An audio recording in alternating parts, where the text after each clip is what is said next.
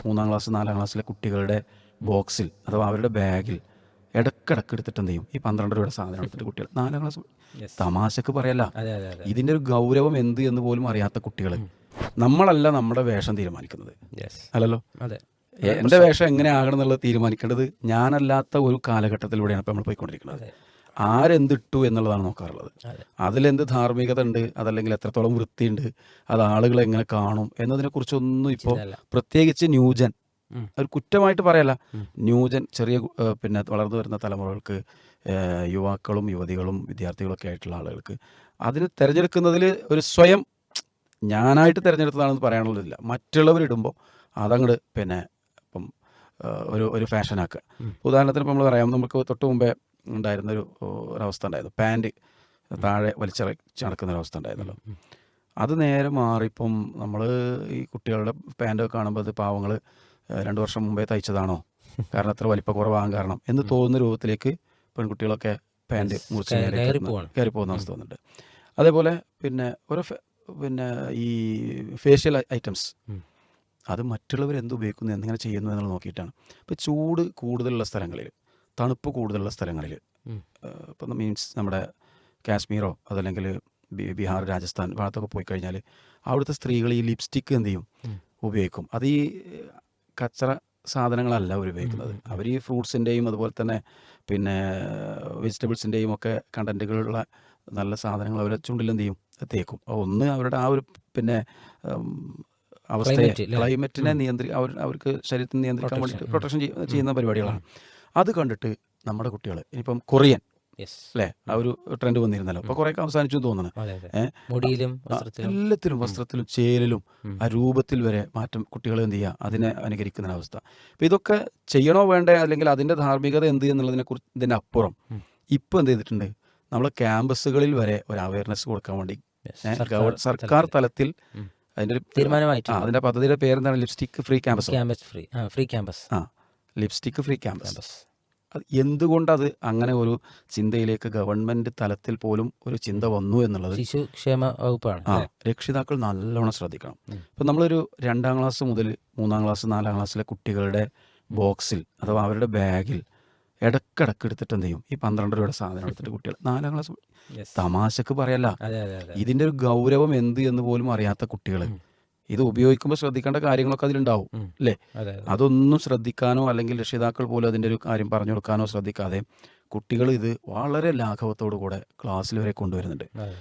ഒരു അധ്യാപകനെ സംബന്ധിച്ചിടത്തോളം, ടീച്ചറെ സംബന്ധിച്ചിടത്തോളം ഇത് ചെയ്യരുതെന്ന് പറയാൻ ലിമിറ്റ് ഉണ്ട് ഏത് കാര്യം. കാരണം അങ്ങനെ ആക്കി തീർത്ത് ഒരു ഏകദേശം ഒരു 10 കൊല്ലത്തിൻ്റെ ഇടയിൽ കുട്ടികളുടെയും ന്യൂ ജനറേഷൻ്റെയും ഒക്കെ മാനസിക അതുപോലെ തന്നെ അവരുടെ സ്വാതന്ത്ര്യ ഒക്കെ കാര്യം പറഞ്ഞിട്ട് എന്ത് ചെയ്തിട്ടുണ്ട്, ആ ഒരു തലത്തിലേക്ക് മാറ്റിയിട്ടുണ്ട്. പക്ഷെ അവിടെ സംഭവിച്ചത് ധാർമ്മികത നഷ്ടപ്പെടുന്നു എന്നുള്ളതിനപ്പുറം ആരോഗ്യം നഷ്ടപ്പെടുന്ന അവസ്ഥ വരെ വന്നു കഴിഞ്ഞു. അതുകൊണ്ടാണ് കുട്ടികളിൽ ഏറ്റവും കൂടുതൽ ക്യാൻസർ രോഗികൾ, പ്രത്യേകിച്ച് ഉദര സംബന്ധമായിട്ടുള്ള ക്യാൻസർ പിന്നെ കൂടുന്നു എന്ന് കണ്ടെത്തിയതിൻ്റെ ഭാഗമായിട്ടാണ് ഇങ്ങനെ ഒരു സംഭവം ശിശുക്ഷേമ വകുപ്പ് എന്ത് ചെയ്യാൻ പറയാൻ കാരണം.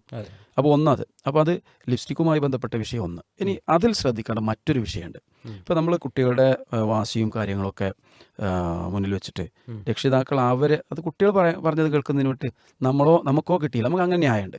ഒരു 40 വയസ്സ് 50 വയസ്സിന് മുകളിലുള്ള അല്ലെങ്കിൽ 50 വയസ്സൊക്കെ പ്രായമുള്ള രക്ഷിതാക്കൾ നമ്മുടെ കുട്ടിക്കാലത്തോ നമുക്ക് കിട്ടിയില്ല, നമുക്ക് ഏതായാലും കൊടുക്കാനുള്ള കഴിവുണ്ട് എന്ന് പറഞ്ഞിട്ട് കുട്ടികളുടെ ടിഫിൻ ബോക്സിൽ അല്ലെങ്കിൽ ലഞ്ച് ബോക്സ് അല്ലെങ്കിൽ പിന്നെ ഈ ജങ്ക് ഫുഡ് പിന്നെ കൊടുത്തേക്കുന്ന ഒരവസ്ഥ നമ്മൾ കാണാറുണ്ട്. അത് എത്ര പറഞ്ഞാലും രക്ഷിതാക്കൾക്ക് ബോധം വരാത്ത ഒരു കാര്യമാണത്. അതിൽ പിന്നെ ആരോഗ്യവകുപ്പ് ഇത് കഴിക്കരുത് എന്ന് പറയുന്ന കാര്യങ്ങളാണ് കൂടുതലും കുട്ടികൾ കഴിച്ചുകൊണ്ടിരിക്കുന്നത്. ഇപ്പോൾ ലേസ്, അതുപോലെ തന്നെ മധുരപാനീയങ്ങൾ. ഇപ്പം സ്കൂളിൻ്റെ ഫ്രണ്ടിലേക്ക് നമ്മൾ കയറി ചെല്ലുമ്പോൾ തന്നെ സ്റ്റാഫ് റൂമിൻ്റെയോ അല്ലെങ്കിൽ കുട്ടികൾക്ക് കാണാവുന്ന നോട്ടീസ് ബോർഡിൻ്റെയോ മുമ്പിലുണ്ട് മധുരപാനീയങ്ങൾ അവസ്ഥയും കാര്യങ്ങളും, പിന്നെ ടൈപ്പ് 2 ഷുഗറുമായി ബന്ധപ്പെട്ടില്ലേ, ഡയബറ്റിസുമായി ബന്ധപ്പെട്ട വിഷയങ്ങളൊക്കെ.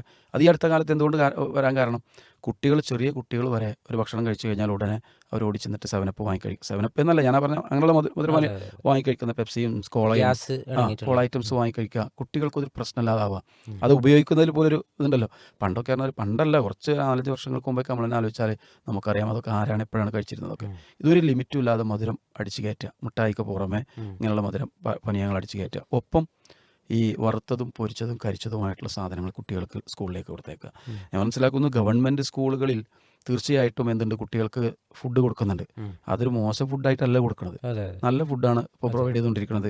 അരിയാവട്ടെ, അതുപോലെ തന്നെ ഈ പച്ചക്കറി ആവട്ടെ, മുട്ടയാവട്ടെ, അങ്ങനെയുള്ള കാര്യങ്ങളൊക്കെ കുട്ടികളുടെ ആരോഗ്യസ്ഥിതി കണ്ടിട്ട് തന്നെ എന്ത് ചെയ്യുന്നുണ്ട്, കൊടുക്കുന്നുണ്ട്. അതെ. പക്ഷെ അത് ഇപ്പം അവിടുത്തെ ഭക്ഷണം കഴിച്ചാവോ എന്ന രൂപത്തിലേക്ക് രക്ഷിതാക്കൾ മാറുകയും ഒരു നിലവാരക്കുറവ് ന- ആ, ആയിട്ട് കാണുകയാണ്, അതന്നെയാണ് രക്ഷിതാക്കൾ തന്നെ കാണുകയാണ്. അതന്നെയാണ് ശരിക്കും നിലവാരക്കുറവ്. കാരണം എന്താ അറിയോ, എനിക്ക് കൊടുക്കുന്ന സാധനം എന്താ അറിയോ, ഉം.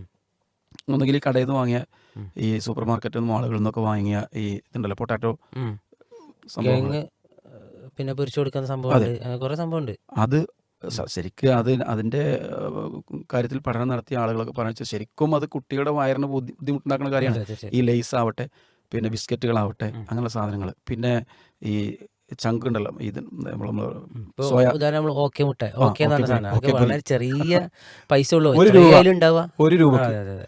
ഒരു രൂപക്ക് അത് പിന്നെ മാർക്കറ്റിൽ എത്തണമെങ്കിൽ ആ സാധനത്തിന്റെ വില എത്രയായിരിക്കും എന്താ അല്ലേ? ഇതൊന്നും ആലോചിക്കാതെ ഇത് കുട്ടി കഴിക്കുന്ന സമയം എപ്പോഴും അറിയോ, കുട്ടി സ്കൂളിൽ വരുന്നു, 10 മണിക്ക് സ്കൂളിൽ അല്ലെങ്കിൽ 10:30 സ്കൂളിലെത്തുന്നു, ഒരു 11-11:30 ആകുമ്പോഴേക്ക് കുട്ടിയുടെ വീട്ടിൽ നിന്ന് കഴിച്ച വെള്ളമോ അല്ലെങ്കിൽ അങ്ങനെ ഭക്ഷണത്തിൻ്റെ ഇതൊക്കെ തീർന്ന് ഒരു ഫ്രീ വയറിലേക്ക് വരുന്ന സമയത്ത് ഇത് കുട്ടി എന്ത് ചെയ്യാണ്, കേൾക്കാണ്. എടുത്ത് പൊറുക്കുക. ഇത് രണ്ട് കാര്യങ്ങൾ അവിടെ നടക്കാറുണ്ട്. അതുകൂടെ പറഞ്ഞ് നമുക്ക് തീർക്കാം. ഒന്ന് കുട്ടിക്ക് എന്ത് ചെയ്യുന്നില്ല, പിന്നെ ഈ നല്ല ഫുഡിനോട് താല്പര്യം കുറയും ഇങ്ങനത്തെ സാധനങ്ങൾ ചെന്ന് കഴിഞ്ഞാൽ. അതെ രണ്ടാമത്തത്, ഇത് കിട്ടാത്ത കുട്ടികൾ അപ്പുറത്തുണ്ടാവും, വീട്ടിൽ നിന്ന് കൊണ്ടുവരാൻ കഴിയാത്ത അതെ കുട്ടികളുണ്ടാവും, അതെ. പാവപ്പെട്ട കുട്ടികളുണ്ടാവും. അവൻ്റെ മുമ്പിലിരുന്ന് ഈ കുട്ടി ഇത് കഴിക്കുമ്പോൾ ഇവൻ നമ്മൾ പറയാമല്ലോ ഉളുപ്പില്ലാതെയാവാന്ന് പറയില്ലേ, ആ ഒരു തലത്തിലേക്ക് കുട്ടി വളരും. ഷെയറിങ് അങ്ങനെയുള്ള സംഭവങ്ങളൊന്നും അവിടെ നടക്കുന്നില്ല. ഇനി ഉണ്ടെങ്കിൽ തന്നെ ഈ പാവപ്പെട്ട കുട്ടിയെ സംബന്ധിച്ചിടത്തോളം എനിക്കത് കിട്ടിയില്ലല്ലോ എന്നുള്ള അവൻ്റെ ഒരു മാനസികമായ പ്രയാസങ്ങൾ അവിടെ ഉണ്ടാവും.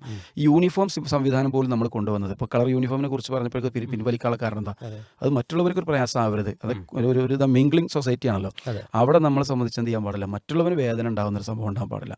രണ്ട്, അത് അടുത്ത ഒരു തലം എന്ന് പറഞ്ഞു കഴിഞ്ഞാൽ, കിട്ടാത്ത കുട്ടിയെ ഇത് എടുക്കാൻ ആർക്കാണെങ്കിലും ഇത് പിന്നെ ആഗ്രഹം ഉണ്ടാവുമല്ലോ, അത് അതെ കിട്ടാനുള്ള മാർഗം പിന്നെ കട്ടെടുക്കലാണ് അതെ. ആണല്ലോ. അപ്പോൾ അവരെന്ത് ചെയ്യും, ഇൻ്റർവ്യൂവിന് പുറത്ത് പോകുന്ന സമയത്തോ അല്ലെങ്കിൽ ഒഴിഞ്ഞിരിക്കുന്ന സമയത്തോ കൊണ്ടുവന്ന കുട്ടിയുടെ ബാഗും ടിഫിൻ ബോക്സൊക്കെ പൊക്കിയിട്ട് ഇവരെന്ത് ചെയ്യും, അങ്ങനെ ഒരു ഇതിലേക്ക്, അതൊന്നിൽ നിന്ന് പലതിലേക്കും എന്ത് ചെയ്യും, പിന്നെ ആരും കണ്ടില്ല, ഇന്ന് ആരും കണ്ടില്ല, നാളെ ആരും കണ്ടില്ല, അവനൊരു പ്രചോദനമാവും, അവനെല്ലാ ദിവസവും ഇത് കിട്ടി തുടങ്ങും, അതിൽ അവനെ ഒരു ചെറുപ്പത്തിലെ ഒരു കള്ളത്തരത്തിലേക്ക് പോകുന്ന അവസ്ഥയിലേക്ക് ഉണ്ടാവും. ഇതിന് പല മാനങ്ങളുണ്ട്. ഏറ്റവും വലിയതെന്ന് പറഞ്ഞാൽ ആരോഗ്യ പ്രശ്നം കുട്ടികളിൽ ഉണ്ടാവും. നിർബന്ധമായിട്ടും ഉണ്ടാകും. അത് തീർച്ചയായിട്ടും നമ്മൾ രക്ഷിതാക്കൾ ശ്രദ്ധിക്കണമെന്ന് ഈ ലിപ്സ്റ്റിക് ഫ്രീ ക്യാമ്പസ് പ്രഖ്യാപിച്ച ഈ സമയത്ത് ഇനി ഇതിനും കൂടി ഒരു ഫ്രീ ക്യാമ്പസ് ഉണ്ടാവട്ടെ എന്ന് നമ്മളെപ്പോലുള്ള അധ്യാപകർക്ക് ശരിക്കും ആഗ്രഹിക്കുകയാണ്. കാരണം എന്താ പറയുക, ഈ പ്ലാസ്റ്റിക് ഐറ്റംസിൽ കുട്ടികൾ കൊണ്ടുവരുന്ന ഈ പ്ലാസ്റ്റിക് കൂടെ ഇടാൻ വേണ്ടിയിട്ട് മാത്രം, കവറുകൾ ഇടാൻ വേണ്ടി മാത്രം സ്കൂളുകളിലൊക്കെ വലിയൊരു സാധനം വെച്ചിട്ടുണ്ട്. കമ്പിക്കൂടുണ്ടല്ലേ? ആ കമ്പിക്കൂട്, എന്താ അതിൻ്റെ കാരണം, അതെ അതെ ഉപയോഗത്തിന്റെ ആധിക്യം ഉണ്ടായതുകൊണ്ടാണ്. അതെ അതെ. വെറുതെ കൊണ്ട് വെച്ചിട്ടില്ലല്ലോ.